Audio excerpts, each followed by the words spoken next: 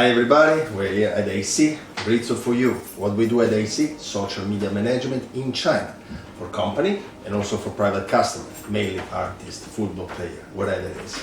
I'm honored today because I have here Alex, which is a pretty unique personal branding case because he's strongly related to social media with Kawo, his agency, and not agency, I think his platform yeah. And a lot of things to learn because Kawo basically is helping guy like me to do better their work on social media. Can we say that? Yeah, Product absolutely. leader Kawo, I'll let you talk a little bit and describe what are you doing and why Kawo is so strong in China. Well, why we hope to be strong in China. Basically, 5 years ago, we had this realization that teams in China doing marketing were going to need technology to help them. It had already happened in the West. You already had companies like Hootsuite and massive platforms like that, Buffer, all of these guys. And we realized that China didn't really have something similar and that at some point it would need it because of this very different and unique ecosystem. Different language, different culture, different platforms. And so we thought, why don't we be that platform? Why don't we build that platform? And so we started out. So, can we say that in China, you guys as foreigner are the first one building a platform helping social media management? I don't know if we were the first, because there were a couple of others that had tried, but they were way too early. We were also too early. Having a good product to sell is no use unless the market's buying your product. And definitely the first 2-3 years of us trying to build Kawo, we were going to all these companies and saying we've built this great thing, and none of them really wanted it. They weren't ready for what we were selling. They had other problems that were more important, and they weren't willing to spend money on a solution to a problem they didn't yet feel was that important to them. For what I know, many customers that use the platform are related to the sport environment. I think AC Milan is one. It's a big range these days. We started with a lot of sporting customers. We have tourism, we have fashion, we have people doing good in the world, like the Bill Gates Foundation, people like that. So broad range of customers, but they all share a similar problem, which is they want to connect with an audience. And so Kawo helps their teams to build that meaningful connection. We help them to collaborate better across language barriers, cultures, across time zones, across different offices, different teams. We help them to plan and to measure the results and to learn and improve. We're gonna talk later about details. I know you are like me, you pretty care about details. Also social media, this environment where company, private things that is just about posting. KPIs, number, mathematics and details are important or not? They are important, yes, but they're not the whole story. What do you mean? Well, we see some teams who are just chasing certain numbers, and sure, maybe it's great to get 1 million likes or 100,000 comments, but actually you've got to think more about who those users are that you're engaging with. Are you building a meaningful connection with them, and are they really your target customers? Because there are a dozen different ways to hit a certain KPI, but there's only a few that are really going to deliver results for your business. And so we really are trying to encourage teams to be less focused on just the big numbers and really look at more meaningful connections with their audience. We try to help them understand their content better and see what type of content is really working and who is it talking to. At the end of the day, social media, the first words is really important. We tend to forget it. Social media, there are people there. And I always enjoy in the early morning go to the subway and see what people here in China, Chinese, use their finger to check these things. And they are in Weibo, they are in Toutiao, they are reading this stuff. So when a post is interesting and you use creativity and knowledge to create this post, it's a winning story. Then you're really communicating something. And of course, there is a lot of noise, it's complicated, but still, quality is important, not only numbers. The reason why you're here is not because Kawo work on social media, but it's one of the things that put us in contact. First time I met you, I was in China Chat, and I see your speech, and I was impressed. Your ability to talk, the way you deliver the message in a very clear way, but also very technical. I say this guy has a personal brand into the social media environment, which I think is cool. These things is you build it come naturally with you, or it come just because you work at Kawo. You mean speaking? Yeah. Your brand, your ability to deliver message in. I think that comes from I did a lot of acting when I was a kid. I did a lot of standing on stage and pretending to be a character. And then I also was involved in student politics, and that required me to stand on a lot of stages and deliver a message. And I quite quickly realised certain tips and tactics and things to be more effective at talking to an audience. You have to communication is definitely a two-way process, even when you're standing on a stage. And you have to be very careful about making sure that your message is understood. It's not just about focusing on... Acting was an hobby or was a profession you tried to? It was a passion, I guess, when I was quite young. Okay. Are you detail-oriented? How can you transfer the importance of details to the team you manage? Yes, I'm incredibly detail-oriented. I think anybody that sort of has design and development skills, you have to be. In order for code to work, you have to have incredible attention to detail. I try to encourage people to also have very strong attention to detail, rather than be too critical, nitpicking. They accept it. They accept it. Depends. Hopefully they understand why, whether or not they necessarily enjoy it. Okay. When you care about details, it's also a way to improve. You improve yourself. Sometimes it's difficult to accept it. Some people, they tend to be, I don't know, there are some people that have a very strong creativity. I don't know, they work in fashion, for example, they do visual merchandising. They deliver something which is astonishing, but then when you put them in front of an Excel file to manage the details that the company require you, they have problems, and I totally manage them. So be able to work on details like this, like that is not so easy. Kawo, go back to Kawo, because I'm passionate about the story of this company, which basically, after many changes in your career in China, you helped to build stuff. Yeah. From zero? Yeah, I mean, I think it had been started on a couple of months when I joined, so not a lot of work had been done on it. Okay, why they need you that time? Which kind of expertise you bring into that? Probably design in the beginning. Okay. They needed somebody to sort of improve the visual design.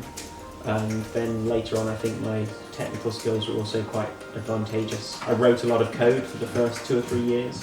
It's pretty much only 18 months ago that I really stopped really writing code on a regular basis. Okay, you studied coding at university or? No, I taught myself when I was kind of 18, 19. Which kind of coding we're talking about? Java stuff? I've done a bit of everything, but mostly these days is JavaScript. JavaScript. Okay.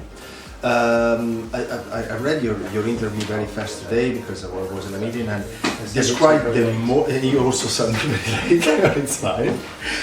One of the most important moments in your life when you was elected president of the Students' Union at your university. First of all, we're talking about which university? I was at Durham in the north of England, which is a little bit like Hogwarts. Okay. Very important. Why is so important as well? Because I think it was something that I looked forward to for a long time, to achieving, and I kind of achieved it through hard work and dedication. And it kind of told me that if you work hard enough and you are dedicated to something for long enough, you can achieve it. It's not a little bit political to get president of a university? Yeah, it's super political. But you don't look like the guy who used political tricks to get there, so what I don't think I did it by using political tricks. I think I did it by just being honest, in being myself, and trying genuinely to help people. Like I was not, and I think that was also, that helped me to kind of follow my moral compass later in life, which is really important to me with Kawo as well. Even though we are working in this sort of industry where there's a lot of hot air and things, I try and make sure we do it with integrity. We don't over-promise, we don't have corners, we do everything as well as we can. And we're not out there to harm other people, we're there to be a positive part of this community. Talking about hobbies, I know that you love to wake up very early in the morning and ride your bicycle. Yes, yeah. What time in the morning? 5 p.m.? 5 a.m.? Can be as early as about 4:30, 4:45. Depends on the time of year. Okay, we have a long history and passion in Italy about cycling. As you know, many champions there. Many. I've been cycling in Italy. Where? I was in the Dolomites. Oh wow. Probably the best place in the world to go cycling. We have I see my father stay hours sitting on the sofa watching the cycling competition, which is beautiful. But I know that one skill those people that develop in the sport, they're able to manage loneliness, because it's a sport where you are alone. When you swim, I'm a swimmer, I swim for many years, you are alone in the water but for a short period of time. Then you put your head up and you talk. But when you drive a bicycle, at some time you are alone for hours, right? But I think actually I use cycling as a kind of, as much as it's for physical health, it's also mental health. In which way? Well, I mean, so I was riding for 7 hours on Saturday, and you know, a large part of that was on my own, maybe 3 or 4 hours, and it's a great time to think and kind of process all the things you've been through in the week. You have no distractions, you're not on your phone, you're not on the internet, you're not reading anything, it's just you out there, the wind, the sun, the trees, and you can just think and really, you know, come to peace and come to terms with There is also a way to go cycling with quality in Shanghai? Yeah, there is. You have to get quite far out of the city to find some peace and quiet. Where? We're talking about Pudong? No, well, there are places in Pudong, but I mean, you need to get really far. That's why I went riding for so many hours. Okay. But you use the weekend usually also to... Yeah, the weekend and sometimes in the mornings for work. Interesting. I read your interview. One of your great fears is loneliness. Yes, yeah, probably. In which way? I think in life in general, like it's... this is kind of quite personal, isn't it?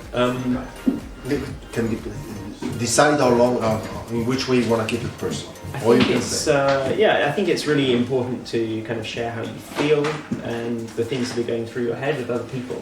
Partly to understand yourself and to understand the world, and so I'm always hoping I have people in my life who are important to me to share things with, whether or not that's colleagues or friends or Okay. One of your reply here is that you like to share emotion with your friend in a mix of optimism and frustration. Yes. It's not easy to share frustration in a city like Shanghai, where sometimes people remember this frustration and can use against you. So, I think it's important to be human. I think bottling up these emotions and hiding them and not accepting them, I think that's dangerous too. I think it's a natural part of living, especially in a place like this that's so crazy. You were just expressing your frustration at not being able to smoke out on the balcony. Like, it's important that you share those things and you don't allow it to eat away at you. It's much more healthy to do that. But you have to do it in context. You can't be that person that always moans, right? Yeah. So I try to be balanced. Okay. One of your heroes was Steve Jobs, also when he was young, and we all know that Steve Jobs wasn't really an angel with people. So his sheer frustration is also. When I was young, he was one of my heroes. Okay. So also I understand. What do you think? I'm also fascinated about Steve Jobs. I think it was pretty unique the way he managed things, this obsession for products and skill. We also noticed some side of his personality was difficult to be managed. You work in IT, so you know that you got to keep standard, you want to come out with the best product. Now technology is a very complicated business, but these allow you to treat people bad. So I didn't think they go hand in hand. I think I didn't think that was part of his success, was that he treated people badly. So what he was? I think part of his success was that he was demanding.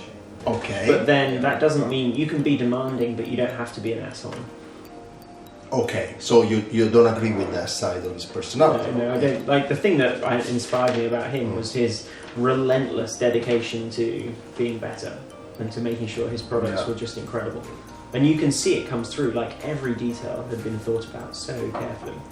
There is an interesting interview with Bill Gates, and he's near Steve Jobs, and they ask Bill Gates, what do you think is part of the Steve Jobs' success is because his personality? And I say, I think that with a Steve Jobs, which is better with people, you can even measure a greater success. So Bill Gates was also not an angel. He was known as having a terrible temper as well. When he was, He's mellowed a lot, but there's videos of him shredding people.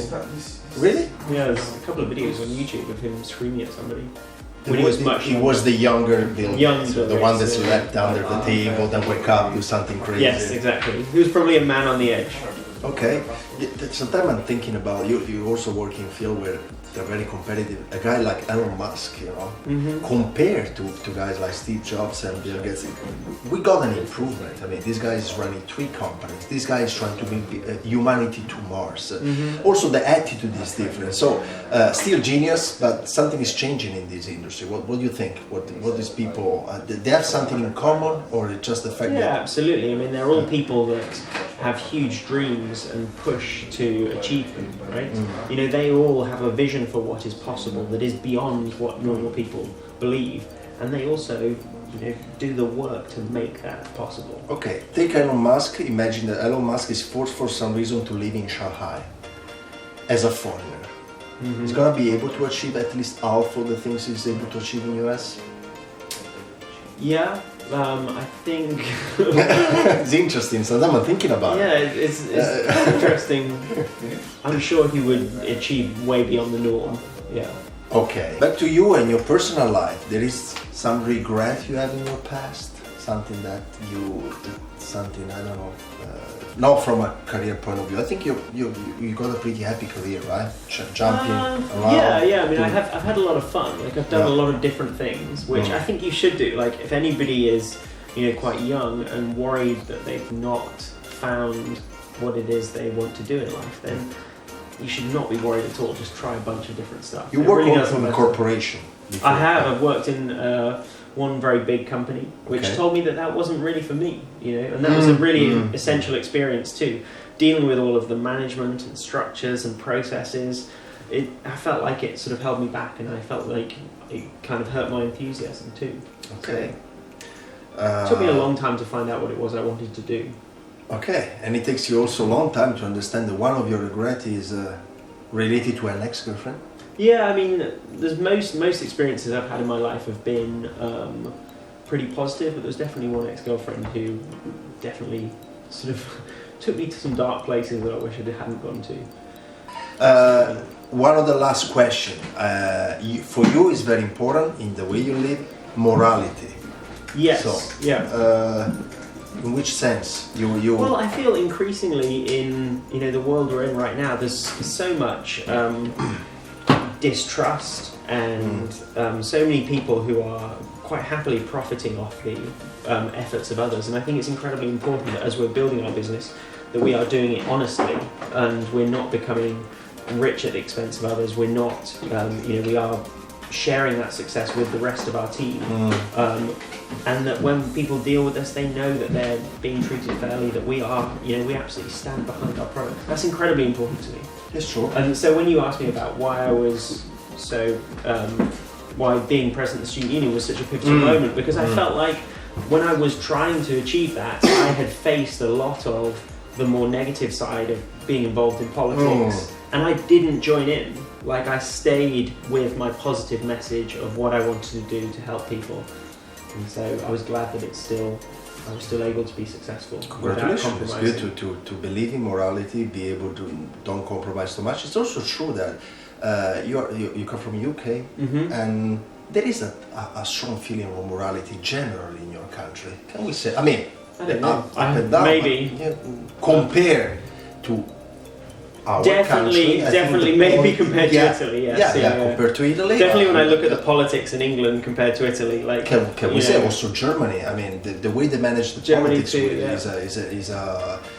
is different from Italy and sure, Spain, and these bring to different results. And I'm not ashamed to say that. Yeah. So Berlusconi would last. No, he wouldn't last 5 minutes in England. He would be. We don't have any characters quite as bad as that. It's different. Yeah. We have some, bad eggs, but then none is quite as bad. They didn't last that long. Well, they're just not quite the same scale. Okay. I also want to say for my Italian people are going to say that we're not talking about Berlusconi in a bad way. In Italy we say that Berlusconi in a certain way, and this is true, represent the way we Italian we think about life and business. So sometimes politics represent it. It's also true that during Berlusconi the economy wasn't that bad. There was some care about industrialization. So there is politicians have very little to do with whether the economy is good or not. They usually are a beneficiary rather than a contributing factor. Nice point. Nice. Another question is very important. Is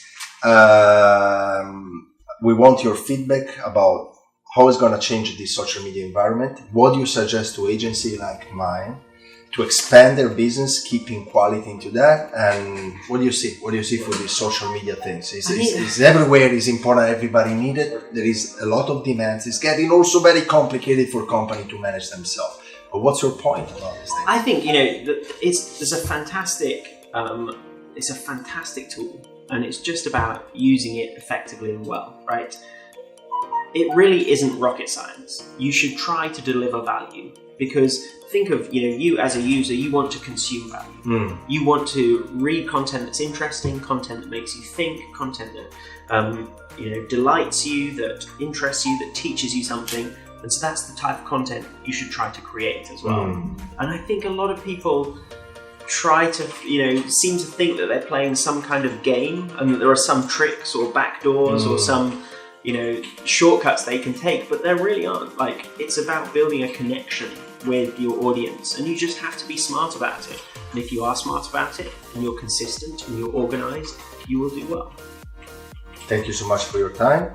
As I see, we do personal branding related to social media. We believe that for a small company, also for a big company, the CEO, the people behind those companies, they represent this. It's not only product centric, there is also story of people, and most of the people that want to engage with this kind of stories. They want to know why you're working, why you built it. So people build company. People want to do business with people. They want to connect with people. They don't want to connect with faceless entities or machines. Or you can keep in Instagram or Weibo posting about your product. Sooner or later, someone gonna feel bored, right? If you engage with stories, products, and also story of people that are building these things, I think it's and you try and help them too.